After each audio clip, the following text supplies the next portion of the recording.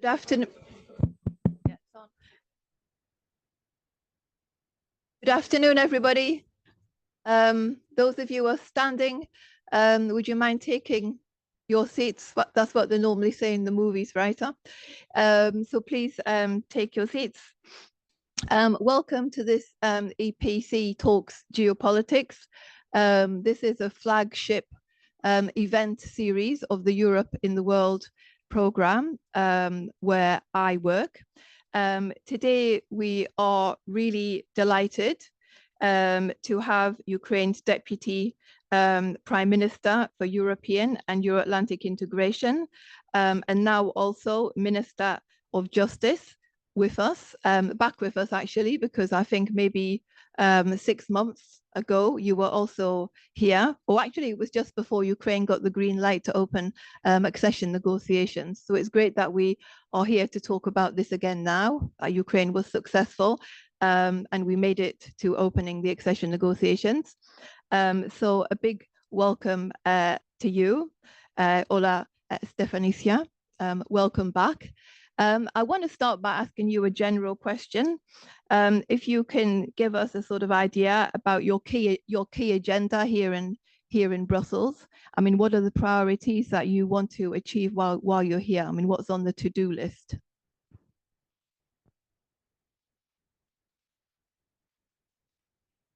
Yeah, I think maybe you need to switch it on here. Yeah, is that working this way, right? Well, thank you so much. It's a great pleasure to see many familiar faces, and I hope that we could chat afterwards.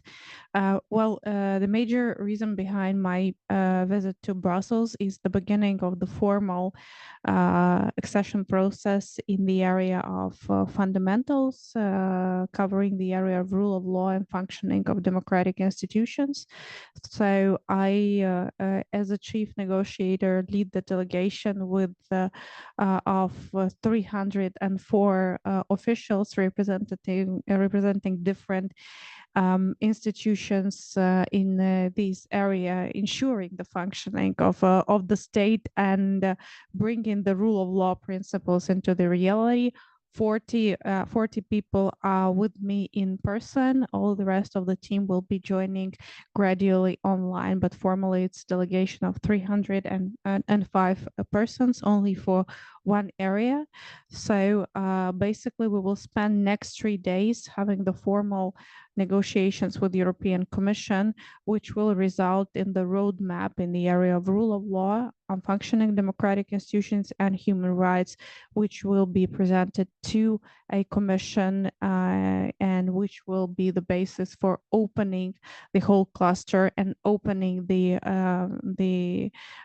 formal accession process. It's so much complicated, but basically for us, it's the background work we're doing today to prepare the strategy for a fundamental areas of functioning of our country until the accession process. And this is the baseline that we have to start with tomorrow.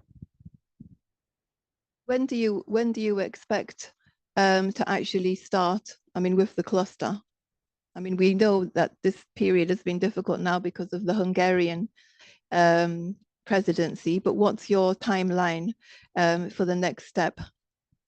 Yeah, it's just why you can see a smile on my face is that on 15th of December, we made a decision to start the accession talks.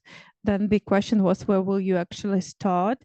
So then we actually started on 25th of June, and now here we are, in the middle of September, asking ourselves the question, when do we start the first cluster? But basically we have done all the necessary background job, and before the end of the year, we will also complete everything needed to open the whole cluster, which is the first part which giving the green light to all the other negotiations. So the chances are pretty high that the beginning of 2025 will be the period to open up with the formal chapters covering the fundamental area.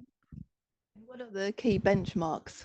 The next steps are, I mean, the benchmarks for opening, particularly, for example, on number 23? I mean, sometimes in the EU, there's some lack of clarity on benchmarks. I mean, how important is it for Ukraine to have very clear benchmarks to be met when you move forward in this process?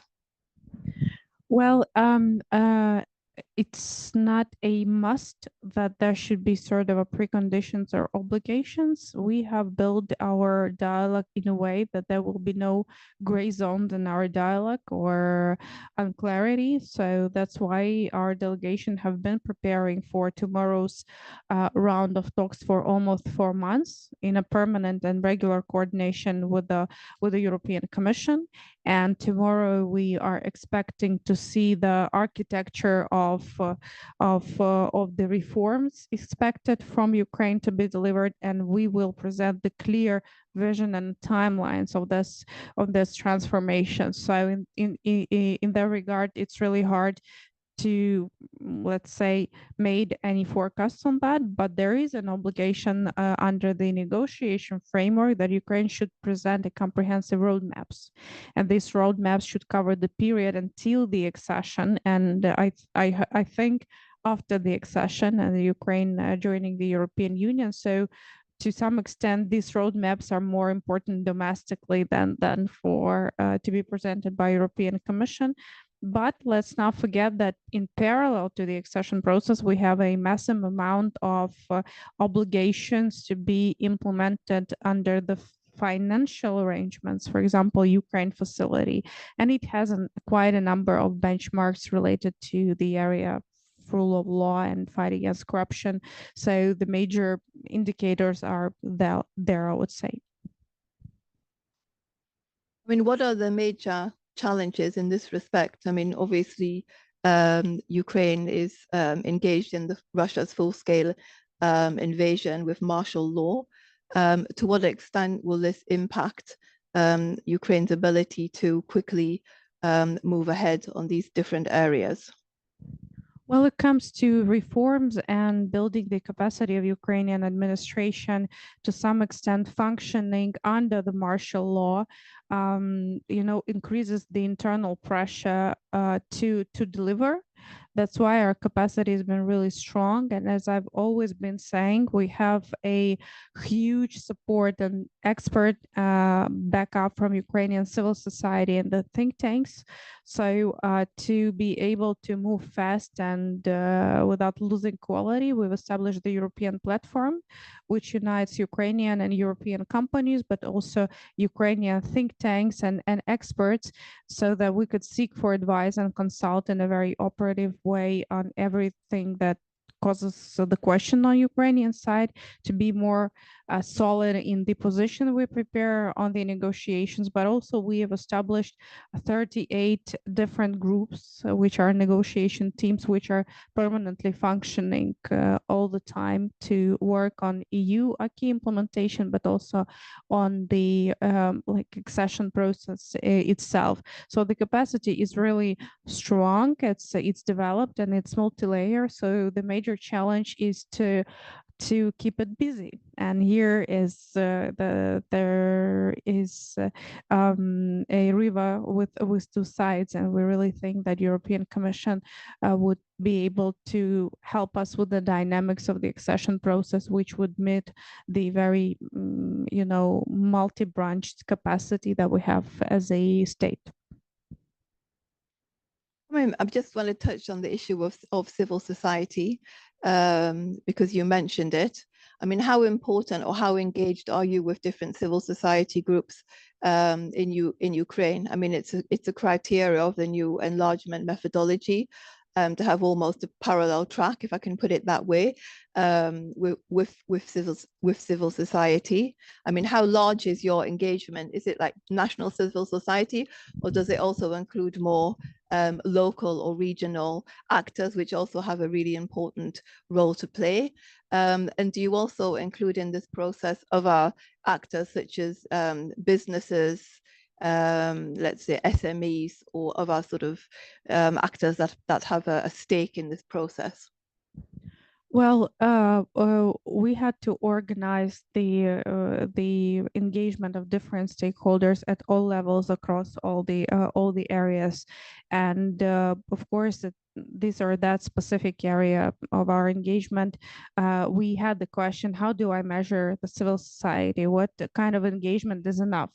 So, and that brought us to the very question that it's not a democracy then if we will be measuring civil society, especially in Ukraine. So we have chosen a different way. So we are public and open in every discussion that we have. All the negotiation groups, these are the decision of the government, which is also public, and we also made a public call on engagement to a different working groups, but there is a criteria for engagement, which means that you're not have to be only the observer. You have to be part of the process, and this engagement is important. In terms of engaging with the businesses, it's very important to us so that the Ukrainian companies and the contributors to Ukrainian economy had their voice to say, and also hear the way how the accession process is developing, so that they were able to plan their work, but also we're capable to hear their voice. So we went through the approach of engaging the associations, different associations of companies, that they could present a consolidated positions from the market to Ukraine. So basically, the approach that we have is the transparency on our side and openness on our side, and then everyone who would have a will and a capacity to engage can do it. Although Ukrainian civil society is very vibrant, and it's really hard to measure it because there is let's say, very solid groups of the civil society, but in specific areas there's also a huge amount of active groups, so you cannot really dig deep enough to see this. So transparency and openness on our side is the key element of that. But of course there is also a serious measuring, because the quality of engagement is also much more important than the quantity.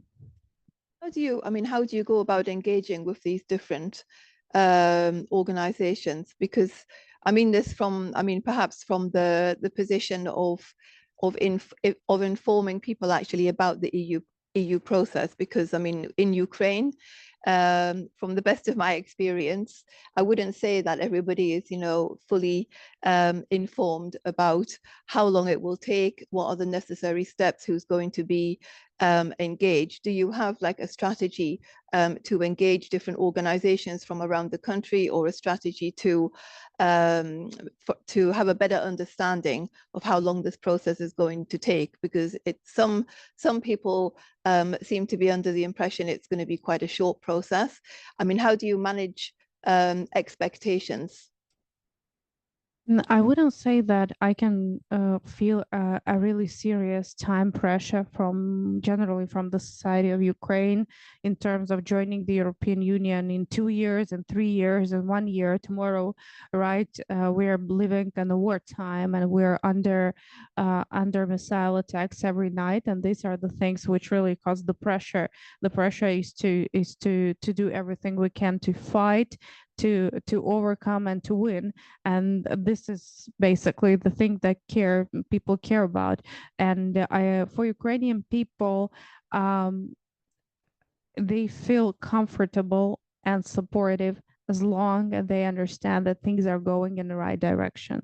It might be longer, but as long as people understand that everything goes according to the process, that there are no delays, that there's no like veto on the way somewhere, and that Ukrainian administration is delivering on its homework, Ukrainian people feel comfortable. So they understand that it's not a one-day process. They understand that now when we, have passed through this political phase of the accession, it's about really a daily job, and it's really massive, and none of the country has been going fast through that. But time pressure is not, let's say, the area where I would apply it to European process in Ukraine. Great, thank you very much. I just want to return now to the issue of the fundamentals to talk about a couple of specific areas. I mean, how challenging will it be for Ukraine, for example, on anti-corruption reform, on independence of the judiciary? I mean, obviously, Ukraine did enough to open the accession negotiations in this area, but still, there's always more work to be done. Do you see these as being, well, obviously, there'll be challenging dossiers, but what's your expectations here? I mean, is there a lot of pressure from the EU side to make progress in these areas very rapidly? Again, we know this is impacted by the martial law situation in Ukraine. Well, I wouldn't say that at this particular moment we have any very pressing issues or issues which really cause a massive, division in the society. So we are in a situation where we have established institutions in the area of fight against corruption, prevention of corruption, and court institution deliberately considering these cases. These institutions are fully operational. They have the democratically and openly and transparently selected heads and the members of these institutions. So, and it has been recognized. We do everything that we can from the government side to make it being financed and everything they need. Parliament is constantly working on improving some legal peculiarities that require that they functioning in a good way. And I think that the major effect, a part of these efforts was caused by the oligarchization, let's say, set of actions. It's like the transparency of political party financing, transparency of ownership, transparency of media. This has been a source of let's say, political corruption in the early years of Ukraine's independence, and getting rid of this, elements was very important to Ukraine as a nation. Now we have a rather structured approach, as we have the agreement with the European Commission that in every chapter of our negotiations, Ukraine will present the anti-corruption strategy, whether it's energy, whether it's transport, agricultural policy, data-driven policy, or whatever. So we have the anti-corruption strategy approved by the government, and together with our American and European partners, we're developing these sectoral areas. And in every accession group, there will be a representative of the National Agency for Prevention of Corruption, so that there could be an oversight at every, step of the way. So basically, it becomes like a more massive and systemic oversight in every area, so that we could prevent the loopholes from that. But now, as a Minister of Justice, I see a lot of space for digitalization in different areas, which would really leave no room. It's not about corruption, it's mostly about the perception and the quality of public outreach and public engagement with the people. And I think that the new wave of this transformations would really be having a positive effect. But I think it's worth mentioning that basically just over the period of the wartime, Ukraine has risen up almost 40 points in Transparency International rating. This has never been the case even for 2 points per year for this country. So it means that even 1 or 3 hours would not be enough to cover everything which has been done.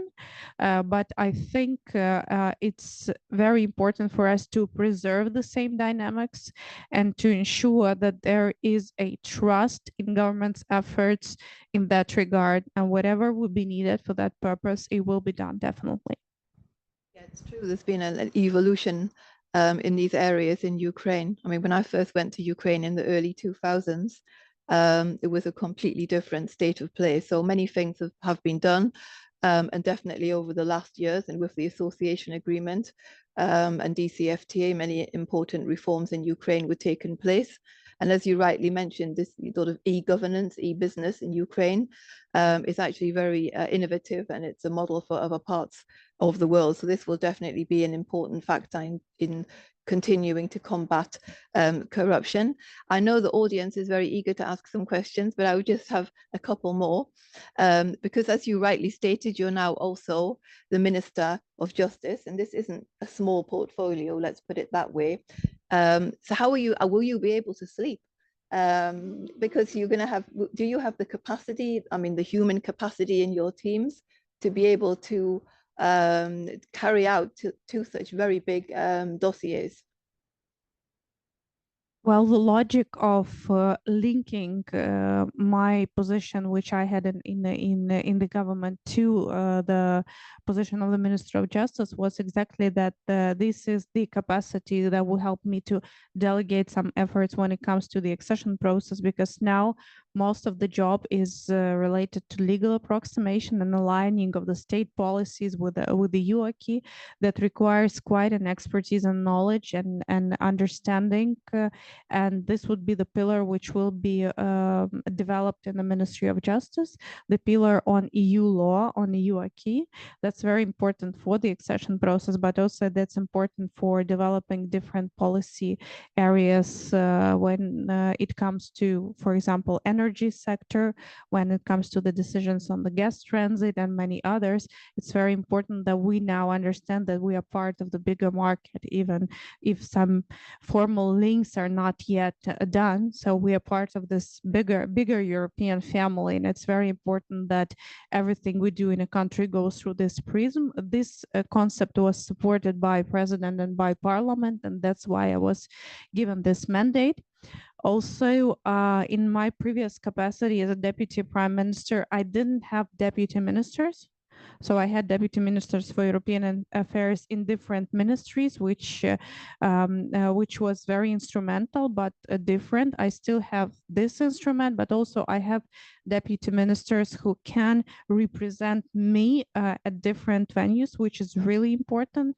While I will be able to multiplicate everything I do, but also there is a huge angle related to backing up with legal solutions, the decisions on financial support, and especially when it comes to the issues of dealing with the Russian frozen assets. And I think this is something that requires a permanent engagement with European Commission and European institutions to, let's say, serve the proper ground for these decisions. Also, there is a huge area related to enforcement of sanctions. So Ministry of Justice is in charge of, delivering judicial, court, and legal mechanisms to enforce national sanctions, and we will be able to expand this capacity to a broader European format. So the logic is to back this up, but also, as originally I have the legal background, I'm a lawyer. Before I became a vice prime minister, and it's very important to understand that the rule of law is the fundamental area which is cross-cutting through all European integration. And it's very important that in a capacity of Minister of Justice, I will ensure the coordination of these efforts across the country and hopefully finally turn this negative page into a better page of perception of our country when it comes to the rule of law. One last question, and then we'll go to the floor. I mean, we know the tasks that Ukraine needs to do to prepare for membership, but there's also a task that needs to be done by the EU, because there needs to be a reform of the enlargement policy to be able to absorb, let's say, 30 plus member states. Do you see this already happening? I mean, to be honest, sitting here in Brussels, we can see there is some resistance to carrying out certain necessary reforms. I mean, how important is it for the Ukrainian side to also see that the EU is preparing for this enlargement? Because it would be very difficult to absorb all these new countries as the EU currently stands. In terms of, agricultural budget and whatnot. I mean, it's not, there's two people need to row the boat, right? And so far I only see Ukraine rowing the boat. Well, That's important for us, that there is a dialogue and the ideas on the table when it comes to the decision when finally the bigger enlargement will take place. Otherwise, we can, we can find ourselves in a situation when there is a readiness, but there is no capacity. So that's very important. Obviously, last 6 months where European institutions and European leaders were busy with the different things, like elections to European Parliament, new leaders of European institutions were nominated and then chosen. The new European Commission has been formed and will be presented by President von der Leyen soon. So definitely this wasn't the hot time for, building this debate. I would have to see who in the new European Commission could back up these efforts. They're very important, but previously I was following closely this topic, and I saw that the member states themselves were the drivers behind the decision-making policy. And here I have no doubt that France and Germany and other countries would really back this effort up. What is the benefit for Ukraine is that we know that there should be a debate on the ability to for European Union to expand. We know that there are some issues of concerns when it comes to the agricultural policy or general access of Ukraine to EU market and the scope of this integration immediately after membership. These are the issues which have been already voiced. And this is the material we can work with. So meaning that when there will be, let's say, a stakeholder who will take the lead on this or that issues, we will be able to present our arguments. We are working on this on our side, but it's really important that Ukraine is yet far, let's say, from being really worrying about that, because there's so much of homework to be done on our side. So I don't think that, we should be on the highest level of worry about that. Okay, that's good to know. Okay, so I'm going to open the floor to questions. If you have a question, please raise your hand and tell us who you are and where you're from. I think my colleague's going to come. Romil, yeah. Very much, Dmytro Shkurko, National News Agency of Ukraine. Tomorrow you will be starting negotiations with outgoing commission, in fact. So don't you believe that in few months you will be forced to repeat all the information about achievements to new commissioners who come to replace them? This is the first short question. And the second, quite more complicated, related to the term of the agriculture already touched, because Ukraine is have a power not only in agriculture but also shipbuilding, air building, like space building. It's quite a unique mixture. So we have seen the quite sad experience of our Polish friends who paid a quite high price in industrial shortages, industrial cutting, then entering EU. So how to avoid that zero-sum game when Ukraine will be forced to reduce some kind of production to fit to EU membership?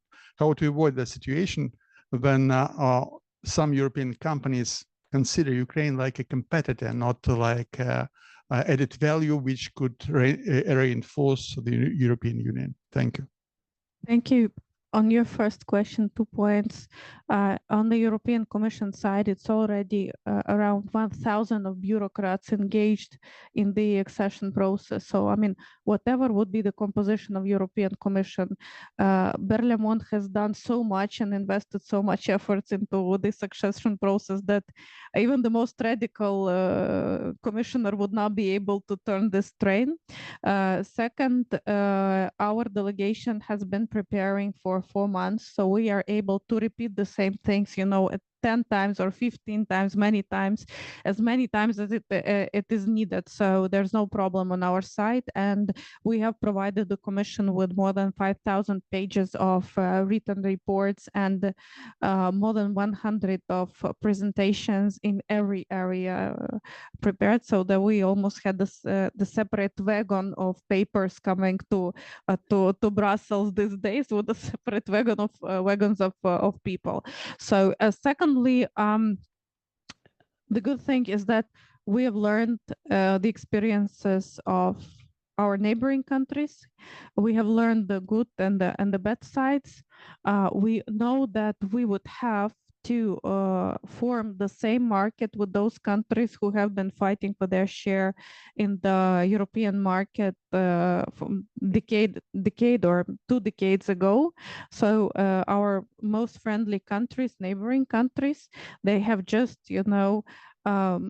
finish the battle for their share within the internal market, and here comes another big player backing up, the biggest player on the internal market. So this is the good thing is that we know it. So this is the material to work with, and we do not consider, let's say, the most conventional mechanisms in that regard. To be frank, in Ukraine, even without, let's say, even without the pressure from European Commission, we have a very good areas where we have a huge potential, but the potential we do not develop ourselves. So this might be shipbuilding, this might be a good basis for development, but we're not developing it to extent that we can right now, especially in times of war. So so it's really hard to imagine any more significant pressure from European market on that. But on agricultural policy, I think that it's very important that we do not only focus on the fears, we also focus on the strength. And basically the war and the Black Sea blockade has shown how huge Ukraine has the impact to the global food security. And this impact is absolutely enormous. And I think this is a huge asset, a geopolitical asset for European Union. And we have to only focus and develop this influence, not to focus on how to, let's say, decrease this, because this is a huge geopolitical instrument in a global dimension. And I think that everything which would fit for this purpose should really be enhanced. And I think based on that, European Commission, the new European Commission, should develop its own policy. And I hope this is the narrative that will really work for both sides. This is a really important issue. I mean, the food security, and it opens the way for me to make a small public, publicity. We have a big publication coming out very soon on how grain from Ukraine is actually helping alleviate global food security. So please keep your eyes out for that. But now come back to the floor for more questions.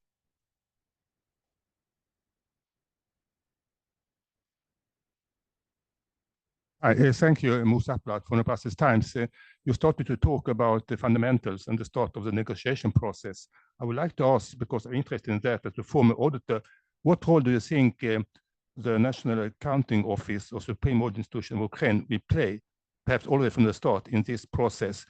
And what do you think is the current status of it when it comes to complying, let's say, with the international auditing standards? Is independence, let's say, anchored in any basic law in the Constitution? And do you think it has or will have sufficient, let's say, competence and resources to carry out all kinds of auditing, including performance, or as we call it, effectiveness auditing? Thank you. Thank you so much. Indeed, this is an issue, and even now, as we haven't really approached the actual negotiation process in this area with the European Commission, we already in a situation when Ukraine is fully dependent on foreign finances. right? So basically, all the revenues we gain for national budget are targeted to security and defense area. All the other financing is ensured through the financial support of international partners. So the let's say integrity of national accounting chamber is very important, and is now being part of the agreement with the International Monetary Fund. And we have a special regulations in the Ukrainian Parliament, which shall comply to the recommendations of the International Monetary Fund when it comes to integrity and transparency of its functioning. So, and this law will be passed before the end of the year. So the minimum criteria, which will be endorsed and backed up by major financial institutions, will be there. But of course, when the accession talks in this area will start, there will be much more room for maneuver. But we do not, let's say, hurry to agree with other partners until we start the accession talks in this area, because EU regulation would be the major pillar of transformation. Yeah, in the back, Romeo.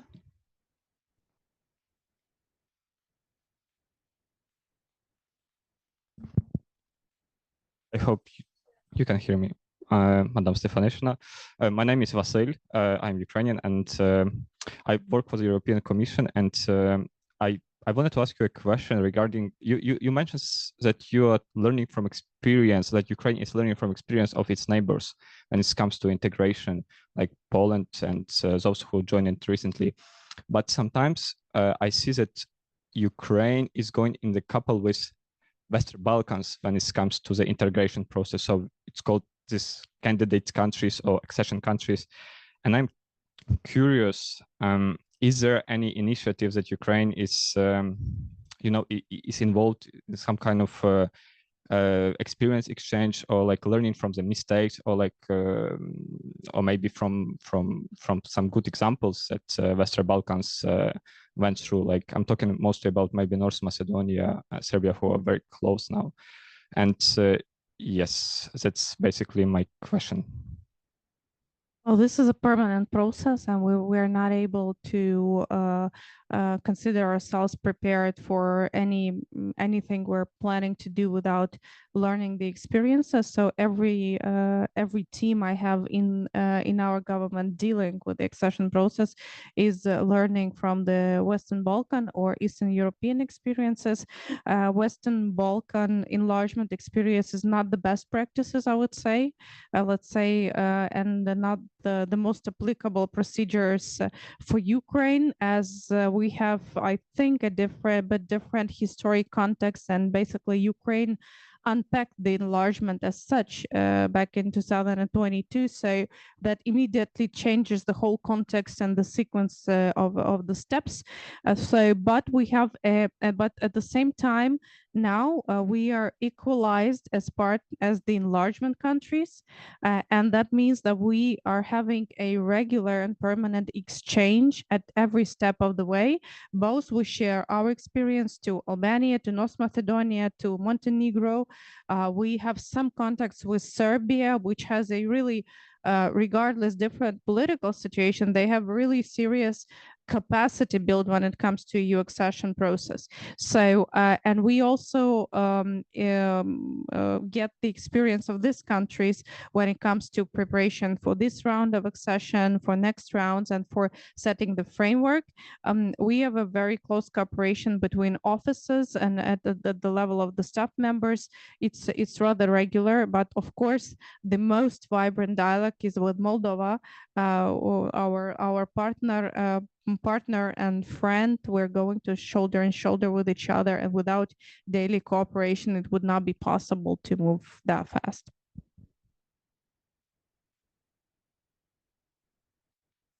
And at the back as well. Hello, my name is Vlad Zinchenko. I work for the European Policy Center. And I have a question concerning, well, since we're talking about the judiciary and fundamental rights, my question is about judicial reform in Ukraine. It's been a difficult process to start it, right? But how, and in the past years, it's been difficult to actually go through it. How do you evaluates the judicial reform at the moment, and what's your view on how it will unfold, and to what extent do you think that the rule of law can be advanced for Ukraine in these, let's say, 2.5 years? If you will call all of the book of justice, right? We have, for 30 years, we were just at the level of the introductory remarks, and they were rewritten every time with the new elections, with the new president, with the new government form. So we were really stuck at this legislative phase where we were not able to build any sustainable judicial system, a part of the one which does not have integrity and trust from the society. So, and we even destabilized it more with the permanent legal amendments and relaunching. This has been happening for 8 decades until 2019, and basically the application to join the membership and this 7 political criteria has allowed us at least to turn the page and pass the chapter of legislative phase. So we have all the legislative framework for functioning of the judiciary, which is recognized and assessed by Venice Commission, recognized as the one, fitting all the necessary criteria. But we also have ensured that this legislation is enforced. All the judicial governance institutions has not only been formed, they have we have selected the leadership of these institutions, which also fulfill the criteria of integrity. These selections were transparent with the participation of international experts who have been nominated by European Union and US, and they had the majority of votes at every stage of selection of all across all the judicial sector. It is the page which is also turned. These institutions are now formed and they are functioning, and now we have some of the key institutions which are separated, like High Anticorruption Court. So this is the institution which has the specific statutes. And the major challenge right now is to ensure the quality of justice. So now there's no questions about the justice system. There's a questions been raised about the justice quality, and this is much more complicated task, I think, and this is the major focus of our attention right now. But there are also huge amount of tactical elements related to the martial law, because we have a significant amount of occupied territories, and we had to restructure the system of of courts and many other things. But this is something related to the martial law. Generally speaking, the quality of justice is the key element by which I think the society is judging the progress. I have a couple of minutes left. So I think there was a question or 2 questions at the back, if that's okay. Is it okay if we go over a couple of minutes? Yeah. Hi. Hi, my name is Daria Malevka. Sorry. I represent 5 Ukrainian oblasts in the European Committee of the Regions through Association of Invincible Communities. And my question is, given the urgent needs in these frontline regions, what specific steps you think the EU can take to fast-track infrastructure recovery and economic resilience? And what can Ukrainian local governments and us as representatives also do to ensure these efforts are made? Thank you so much. We can just take the second one at the same time. Yeah, go ahead. Microphone. Thank you very much. Michał Matlak, European Parliament. I wanted to ask you about a question that is very much linked to the enlargement process, meaning the security situation of the EU. We know that the EU has this famous Article 42.7 about the mutual defense clause, and it's not absolutely impossible, unfortunately, that Ukraine joins the EU before NATO. So I wanted to ask whether you were kind of thinking strategically about this issue, whether you're discussing this with your European partners, whether this is an issue or not. Maybe this is an issue for us, for the EU, to think about before you are engaged. But I guess that there should be a dialogue on this. And the second question is about the discussions about the EU reform. I'm aware that you are very much involved in all this kind of preparation for negotiations, and it's already a huge amount amount of work, but I guess that it's a good practice that the candidate countries and the candidate countries that are treated seriously are involved also in these discussions about the kind of the institutional reforms that are necessary to make EU work in the new environment with Ukraine as a member. So I want to ask whether you are kind of planning to be involved also in these discussions. Thank you so much. I think the best thing you can do is to finally overcome the veto of Hungary and pass the budget on military support to Ukraine. I think that's very important and that's vital, because it should have been the budget in the amount of 5 billion euros now, and the Hungary has been blocking it long enough. Now it's 10 billion euros, and basically it disables member states from planning properly the military support and disables us from counting on these resources. And I think the next big step of the decision making is sealing the deal on 50 billion loan agreed at the level of the G7. It's nothing new, just delivering on the commitments. That's very important. I think this is the particular moment of time when these decisions are needed. They are very needed and expected on the front line, and they are vital for our financial resilience. On your question about this security article on EU treaty, there's no specific clause on NATO. There's no requirement that that NATO should. Well, NATO is not even mentioned in this article. Let's say not for member states, neither for those countries aspiring to join European Union. But if at some point European Union will back up our membership to NATO, like, you're welcome. Thank you very much, Deputy Prime Minister. Thank you so much. Thank you. Thank you. They clapped before I could finish, which is a good sign. Thank you very much for coming and sharing your views. It's an important day. Ukraine is going to have a monumental task ahead of it, but I don't doubt that Ukraine can be successful and eventually make it into the EU. I wish you all the best for the discussions on the fundamentals. We look forward to having you coming back with us again and giving us an update or progress on this, as well as on the other chapters. I was going to ask you when the other clusters would be open, sorry, not chapters, clusters, but we ran out of time, but hopefully sooner rather than later. I wish all of your team the best for the work that's ahead, and I also wish you all the best for dealing with the EU counterparts, because that's always not going to be easy. So thanks again. I'd also like to flag up the audience that we have another event on Ukraine tomorrow. It's on another very important topic. It's on the issue of sanctions, on closing the gaps, on enforcing the sanctions that are already in place and putting more sanctions on Russia.